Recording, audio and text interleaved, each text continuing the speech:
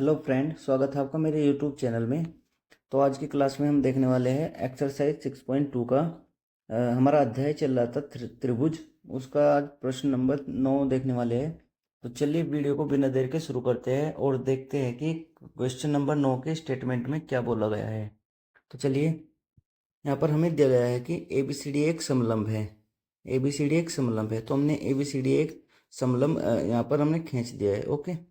दूसरा हमें बोला गया है कि जिसमें ए बी जो है वो पैरेलल है डी सी के। तो हमने एक जो ए बी है वो किसके पैरेलल दी गई है, वो दी गई है डी सी के पैरेलल। ओके, यानी समांतर। चलिए, फिर हमें बोला गया है कि इसके विकर्ण परस्पर बिंदु ओ पर प्रतिच्छेद करते हैं, यानी एक दूसरे को बिंदु ओ पर काटते हैं। तो यहाँ पर हमने एक बिंदु ले लिया जहाँ पर विकर्ण आपस में एक दूसरे को प्रतिच्छेद कर रहे हैं। तो हमें सिद्ध करना है ए ओ अपॉन बी ओ का अनुपात बराबर है किसके, सी ओ और डी ओ के अनुपात के बराबर। तो चलिए इसका सॉल्यूशन देखते हैं। सबसे पहले हम लिख लेते हैं जो हमें दिया गया है। यहाँ पर हमें दिया गया है क्या, कि जो ए बी है वो पैरेलल है डी सी के। तो हमने उस चीज़ को लिख लिया कि दिया गया है ए बी जो है वो पैरेलल यानी समांतर है किसके, डी सी की। नेक्स्ट जो हमें सिद्ध करना है उसको लिख लेते हैं। हमें क्या सिद्ध करना है, हमें सिद्ध करना है कि ए ओ और बी ओ का अनुपात बराबर है किसके, सी ओ और डी ओ के अनुपात के। नेक्स्ट यहाँ पर हम एक रचना करते हैं। रचना क्या करते हैं कि भुजा ए बी सी के समांतर बिंदु ओ से एक रेखा खींच लेते हैं जिसका नाम है ओ एम। यानी हमने ओ एम एक रेखा भुजा ए बी सी के समांतर खींचनी है। तो वही चीज़ हम यहाँ पर लिख देते हैं कि भुजा ए बी सी के समांतर एक रेखा ओ एम खींचते हैं। ओके। तो उसको हम लिख देते हैं कि जो ओ एम है वो पैरेलल है किसके, ए बी के। ये हम इक्वेशन 2 मान लेते हैं। ओके। नेक्स्ट अब देखिए क्या करना है। अब हम इक्वेशन 1 एंड इक्वेशन 2 में देखते हैं क्या।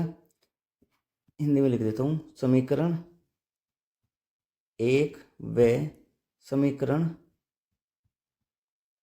2 से। देखिए अगर आपको दिख रहा हो तो यहाँ पर ए बी जो है वो पैरेलल है डी सी के, और यहाँ पर ए बी पैरेलल है किसके, ओ एम के। तो अगर हम दोनों इक्वेशन से देखें तो हमारी जो ओ एम है, ओ एम वो पैरेलल आ जाएगी किसकी, डी सी के। ये हम तीसरी इक्वेशन मान सकते हैं। ओके। ये कौन सी तीसरी इक्वेशन। इसको अगर हम लिखें तो इसमें ब्रैकेट में लिख देना कि दिया गया है, और ये पर ये कहाँ से, ये रचना से। ओके। नेक्स्ट अब देखिए हमें क्या करना है। अब हम एक त्रिभुज में लेते हैं। देखिए सबसे पहले हम देखते हैं कि जो हमें सिद्ध करना है ए ओपन बी ओ, वो कौन सी उसमें त्रिभुज में आ रहा है देखो। और साथ में जो हमने रचना की है वो भी उसी ट्रायंगल में आनी चाहिए। ओके। देखो अगर मैं बात करूँ ए ओ, हमें सिद्ध करना है ए ओ, तो ए ओ इस वाले ट्रायंगल में है। ओके। फिर हमें सिद्ध करना है A open B O, B O इस ट्रायंगल में है, तो दोनों इस वाले ट्रायंगल में आ गई। और रचना वाली भी आनी चाहिए, तो हम ये वाला ट्रायंगल ले सकते हैं। ये वाला ट्रायंगल हम ले सकते हैं, कौन सा, ए बी डी। ओके, यानी ए बी डी ट्रायंगल हम ले सकते हैं। तो चलिए देखते हैं इसको। मैं इसको हाईलाइट कर देता हूँ। देखिए इसको हमने कर दिया हाईलाइट, यानी इस वाले ट्रायंगल में जो हाईलाइट ट्रायंगल है उसमें हम देखते हैं। अगर उसकी बात करूँ मैं, तो चलिए देखते हैं क्या। इसमें सबसे पहले लिख लेते हैं कौन सा ट्रायंगल। यहाँ पर लिख लेते हैं ट्रायंगल ए बी डी में। ओके। यहाँ पर देखिए अगर मैं बात करूँ जो ओ एम रेखा है, ओ एम, यहाँ पर लिख देंगे हम। ओ एम जो है वो समांतर है किसके, बताओ। वो समांतर है ए बी के। ए बी के अगर ओ एम ए बी के समांतर है तो हमारा जो ए एम और एम डी का अनुपात है किसका, ए एम और एम डी का। तो यहाँ पर लिख लेंगे ए एम, अगर ओ एम जो ओ एम रेखा है ये वाली रेखा इसके समांतर है तो इसका और इसका यानी ए एम और एम डी का अनुपात बराबर होगा किसके, बी ओ और डी ओ के अनुपात के। तो वही चीज़ हम लिख लेते हैं, ए एम और एम डी का अनुपात बराबर होगा किसके, बी ओ और डी ओ के अनुपात के। ये इक्वेशन हमारी कौन सी आ गई, इक्वेशन आ गई 4th। ओके।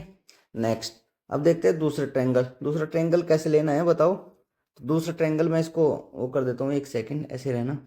देखिए दूसरा हमें क्या सिद्ध करना है, दूसरा हमें सिद्ध करना है C O upon D O. Okay. तो हम देखते हैं कि कौन से ट्रायंगल में दोनों रेखाएं आ रही है, यानी सी ओ और डी ओ। और जो हमारी समांतर है रेखा जो हमने रचना की थी वो वाली, तीनों की तीनों रेखा कौन से ट्रायंगल में आ रही है। तो देखो सी ओ ये रही और डी ओ ये रही। यानी अगर हम बात करें ओ डी सी की, तो इसमें हमारी समांतर रेखा जो हमने रचना की थी वो नहीं आ रही। ठीक है, तो इस वाली रेखा को भी लेना है। तो हम त्रिभुज कौन सा लेंगे, ए डी सी। मैं इसको हाईलाइट कर देता हूँ, एक सेकेंड, इसको हाईलाइट कर देते हैं। देखिए जो मैंने हाईलाइट किया है रेड कलर से, उस वाले ट्रायंगल में आपको देखना है। कौन से ट्रायंगल में, वो मैं लिख देता हूँ। ट्रायंगल कौन सा, ए डी सी में। ओके, इस वाले ट्रायंगल में देखिए आप, जो मैंने हाईलाइट किया है रेड कलर में। तो यहाँ पर अगर आप देखोगे तो आपको दिखाई देगा क्या, जो हमारी ओ एम है वो डी सी के पैरेलल है। क्या, ओ एम जो है वो पैरेलल है डी सी के। ये क्वेश्चन थर्ड में देख सकते हैं आप। ठीक है, मैंने बताया था कैसे आई है पैरेलल। अगर ये पैरेलल है यानी समांतर है ओ एम डी सी के, तो हमें पता है कि जो ए एम और एम डी का अनुपात है वो बराबर होगा किसके, ए ओ और सी ओ के अनुपात के। ओके, कौन से, परमे से। तो यहाँ पर लिख देते हैं, तो A M upon M D का अनुपात बताओ बराबर किसके होगा, ए ओ अपॉन किसके, सी ओ के। ओके, ये इक्वेशन मान लेते हैं हम फोर्थ, सॉरी फिफ्थ। चार इक्वेशन हो गई, ये मान लेते हैं फिफ्थ इक्वेशन। अब हम क्या करते हैं, अब देखते हैं हम इक्वेशन फोर्थ एंड फिफ्थ से। यहाँ पर लिख लेते हैं समीकरण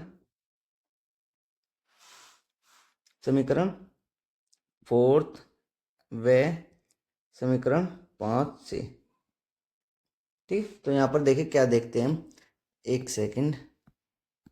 यहाँ पर अगर आपको दिख रहा हो तो ये हमारी जो लेफ्ट साइड है A M upon M D fourth में, और फिफ्थ में भी क्या है, A M upon M D, यानी लेफ्ट साइड क्या है, इक्वल है।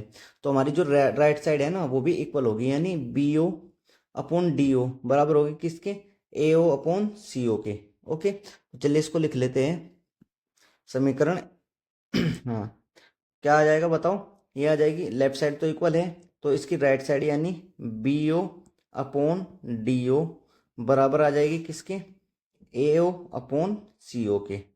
ओके, लेकिन हमें जो अब हमें सिद्ध क्या करना है, अब उसे देखिए आप। हमें सिद्ध करना है ये, एक सेकंड, देखिए हमें सिद्ध करना है क्या, हमें सिद्ध करना है ए ओ अपॉन बी ओ, यानी ए ओ के नीचे क्या है, बी ओ है, और सी ओ के नीचे क्या है, डी ओ है। लेकिन यहाँ पर ए ओ के नीचे सी ओ है और बी ओ के नीचे क्या है, डी ओ है। तो चलिए इसको थोड़ा सही उसमें लिख लेते हैं। देखो उसको कैसे लिखेंगे, आप एक काम कीजिए, इस सी ओ को बी ओ के स्थान पर लिख दीजिए, और डी ओ को किसके, या फिर एक काम कीजिए, आप बी ओ को सी ओ के स्थान पर लिख दीजिए, और ए ओ को लिख दीजिए इसके स्थान पर।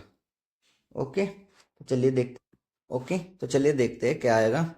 यहाँ पर हम लिख देते हैं, देखो बी ओ हम बराबर ए ओ लिखते हैं, बी ओ को लिख देते हैं सी ओ के स्थान पर, यह आ जाएगा बी ओ। ओके, हम डी ओ को ऐसे का ऐसे रहने देते हैं, क्योंकि जो हमें सिद्ध करना है उसमें डी ओ क्या है, नीचे है। ओके, लेकिन जो सी ओ है वो बी ओ के स्थान पर चला जाएगा। ओके, उसको लिख देंगे सी ओ। ओके, अगर आपको दिख रहा हो, आप एक काम कीजिए, अब